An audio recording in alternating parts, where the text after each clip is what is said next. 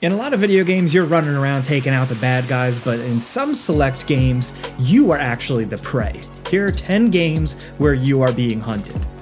Starting off at number 10 with an obvious one, it's Alien Isolation. It's a great game. Now, what makes the alien in Alien Isolation such a terrifying hunter is that it's not just a trick. Yeah, the alien can only appear during certain parts of the game, and there are parts where it won't show up, but if the alien can show up, then it will, and it's usually going to ruin your day. This thing has a pretty complex AI that doesn't just alternate how it hunts your character. It actually learns and adapts to what you do. If you hide in closets a lot, it'll start looking there. This thing is fast and often unpredictable, going into vents and climbing out to appear in places that you wouldn't expect. There are ways to drive it off, but there's no way to kill it through standard gameplay, so all you can do is sneak around and try to avoid it, because if it sees you, then you're dead. This game manages to make it feel like you're being hunted by an intelligent and relentless stalker killer, more than almost any other game. It can be exhausting to play. It can be really difficult and challenging, but you have to respect how uncompromising the game can be and how it truly replicates the feel of the original Ridley Scott Alien movie from back in the day.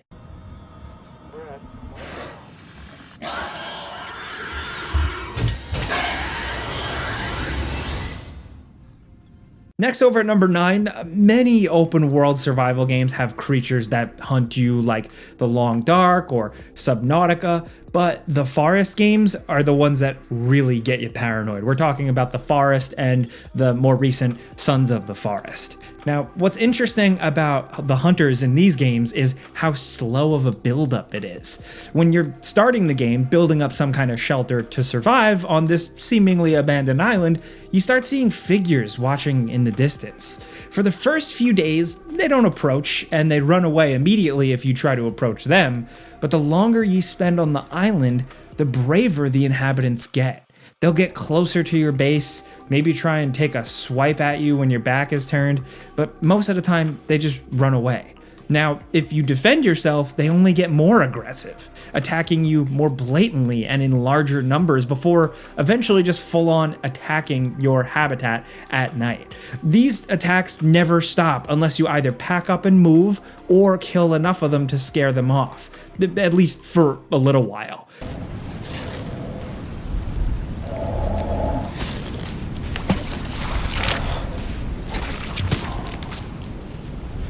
So it's that slow, strange escalation that makes the hunters in the forest so unnerving. If you're playing the first game blind and don't even know there's anything else there, then the first time you see silhouettes in the distance is so scary. When you actually start fighting them, the fear factor kind of goes away, but that feeling of being hunted never does. Experiencing these games for the first time without anything going is like such a treat, and we really recommend it, even if we kind of spoil it for you in this video. Next, over at number 8, the original Amnesia took most of the survival out of horror and made you extremely vulnerable. But out of every game in the Amnesia series, the most recent one is best at making you feel like you're being stalked by a real, genuine, dangerous enemy. What makes the bunker have a standout stalker is that there's only one monster in the game, this horrifying unknown beast that relentlessly hunts you. Unlike the human-like figures from the first game, this creature is a feral killer, and in contrast, you actually have a few tools that you can actually use to drive it away. You can power a generator and turn on lights that'll scare the creature off, or use some rare pistol bullets to injure it temporarily. In the sections of the bunker without power, you can't help but feel exposed, and even when you know the beast is coming, it's still extremely tense because any false move is pretty much instant death. The other Amnesia games have more of a sinking dread to them, while the bunker can just be straight up terrifying, especially early on when you're still just learning just how dangerous the thing pursuing you really can be. Next, over at number 7, we have Lethal Company. This is one of the new kids on the block. This cooperative, objective-based first-person game is mysterious as hell and absolutely terrifying, which is really impressive because this isn't some like graphical powerhouse we're talking about. It's a very rudimentary-looking game, and the visual style is pretty awesome. But these basic visuals actually work in the game's favor. They force you to explore these spare, abandoned bases that have an uncanny atmosphere to them because they're all randomly generated. Now, the sense of the unknown is what makes Lethal Company such an effective multiplayer horror experience. There is no one specific thing that you have to worry about. There's like a whole collection of killers hunting you, each with their own rules. So it makes the first few games of Lethal Company so tense. And even when you really start to understand the game, the feeling that you're being hunted by something much more dangerous and powerful than you are never really goes away. This one has been going viral and really popping off on PC for a reason. It's really cool and definitely makes for some good moments if you're playing with friends. Next, over at number 6, we have the Resident Evil 2 remake. Capcom made a lot of pretty significant changes to Resident Evil 2 with the 2019 remake, but the one that stands out has got to be Mr. X. Now, what was originally a scripted enemy that would just kind of pop up from time to time in the original game became a full-blown stalker who relentlessly hunts you all over the police station. This guy is huge.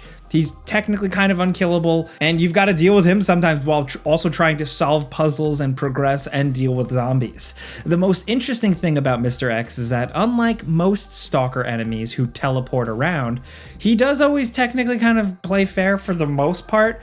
Mr. X never actually leaves the map. Even when you're far away from him, he's still moving around trying to find you. He moves faster than normal, but he's still there, always trying to hunt you down even when you're not in view. There really is no escape from this guy when he's after you. The only way to get rid of him is to progress the story.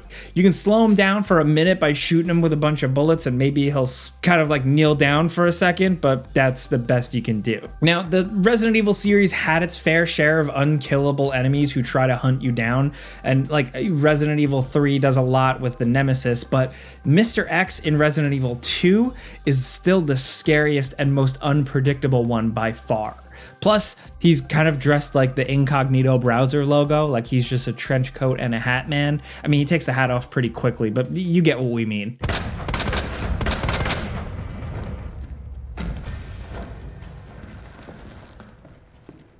Better get moving. Next, over at number 5, we got a classic with Prince of Persia: The Warrior Within. Not every game on this list has to be a horror game. It just needs to be one where you're hunted, and there's no denying that being hunted is a big part of this Prince of Persia sequel.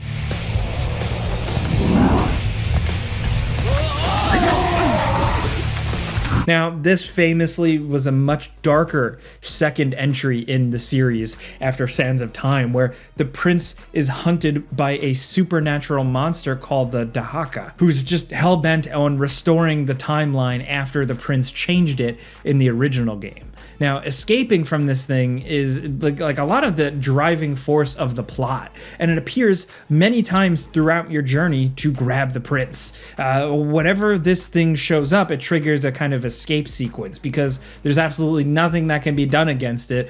All you can just do is get away. So it's not your traditional horror game stalker. I mean, the prince isn't hiding in closets to get away from this thing or anything like that. But the game still manages to make you hate and fear the Dahaka, even when it only appears in scripted sequences. Also, Warrior Within is just cool. What a sequel, what a weird but awesome follow-up to Sands of Time. They just don't quite make them like this anymore. Anyway, I'll move on.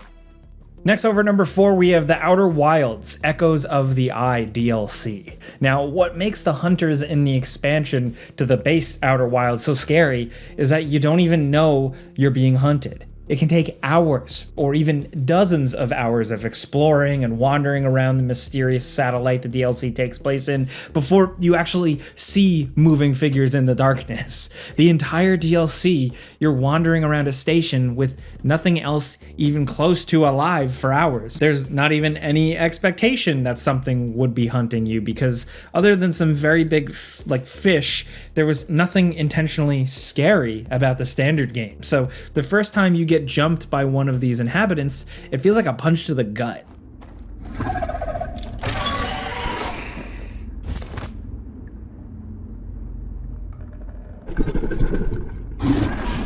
Honestly, these things aren't even that scary. They don't even kill you even, but the fact that these things exist at all is scary as hell. It makes the seconds of the station where you have to avoid them feel especially tense. The Outer Wilds and the DLC are just really special and unique experiences. Next, over at number 3, let's talk XCOM 2 and the War of the Chosen DLC. This one is a little different, being a strategy game rather than a horror game, but it actually fits pretty well. Very rarely do these games make it feel like you're on the back foot all the time, but the War of the Chosen expansion really does succeed in making you feel like you're being hunted by powerful enemies. The expansion makes a lot of changes to the base game, but the most significant is the addition of the Chosen. 3 powerful alien enemies that love to appear randomly at the worst possible times in the middle of a mission, and then they wreck your day, and then they leave. They won't just kill your soldiers, they sometimes kidnap them too, forcing you to expel precious resources getting them back. These things can't even be killed permanently until you uncover their bases. These guys are wild cards that make everything harder because you just never know, ever, when they're gonna pop up. Sometimes you get lucky and they appear and they don't do too much and then they leave, but most of the time it feels like they show up when you really don't want them to, and it's just awful. Next, over at number 2, we have Call of Cthulhu, The Dark Corners of the Earth. Now, this game is quite old and pretty rough around the edges, but there are few games that make you feel as helpless and as overwhelmed as this one does. Right from the start, it's easy to tell that there's something wrong in Innsmouth, the town where your character is trying to find a missing person, but it's relatively stable until you suddenly find yourself under attack by apparently the entire town. If you forget to lock your door before going to bed, then it's an automatic game over. And even if you do lock the door, all that does is give you a little bit more time to escape. The entire escape sequence is terrifying. You wake up, there's banging at the door, you have no idea what's going on, the only option is to run. This segment has you sneaking through houses, locking doors, and blocking passages as you frantically search for a way out. Most of the game has you sneaking around the town, avoiding the murderous townsfolk, but that first attack is by far the scariest part of the game. It's a strange, weird concept. I mean, the source material is, and the feeling it evokes here is pitch perfect. Down to number 1, you guessed it, it's Outlast. Now, along with the original Amnesia, this one really made the type of horror game where your character is completely defenseless a popular thing. You don't get a gun or health packs or any defensive tools whatsoever. All you have is a camera that has a night vision mode and a pocket full of batteries. To survive the Mount Massive Asylum, you gotta sneak and hide and run for your life because the gross dudes hunting you can't be stopped. This game is a roller coaster ride of a gruesome horror experience. It's just one gross scene or situation after another. It's got a relentless pace that throws some new wrinkle at you all the time to keep things interesting, which is smart because the gameplay itself is very rudimentary, very simple. There's not just like one specific monster hunting you in this game either. Like I said, there's a bunch of these mutant guys and freaks trying to wring your neck, but there's a layer of tension in this one because not everything tries to kill you immediately. There are guys just hanging around who might not be hostile or who might want to turn on you out of nowhere. There's a feeling of unpredictability the first time you play this that makes even the parts where you feel kind of safe still feel tense.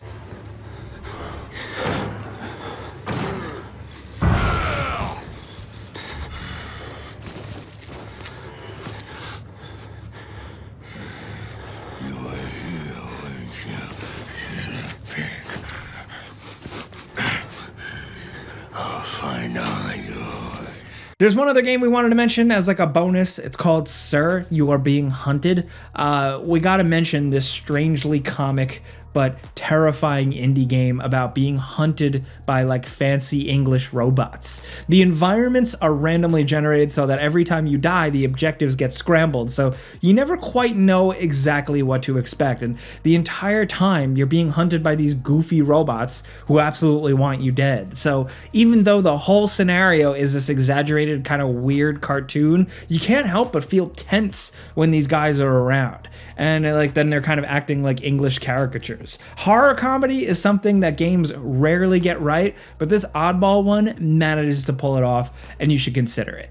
But those are 10 or so games that give you the feeling of being hunted down by something creepy, something scary. There are probably some other games out there. We would love to hear if you have any examples. I can think of a couple off the top of my head that we couldn't fit in this video. So like, if you could think of your own, let us know in the comments and we'll make a part 2 for this series. But if you like talking games with us every day, that's what we do here. Clicking the like button helps us out. Thank you. And if you're new, consider subscribing because like I said, we put out videos every single day. But as always, thanks for watching, and we'll see you guys next time.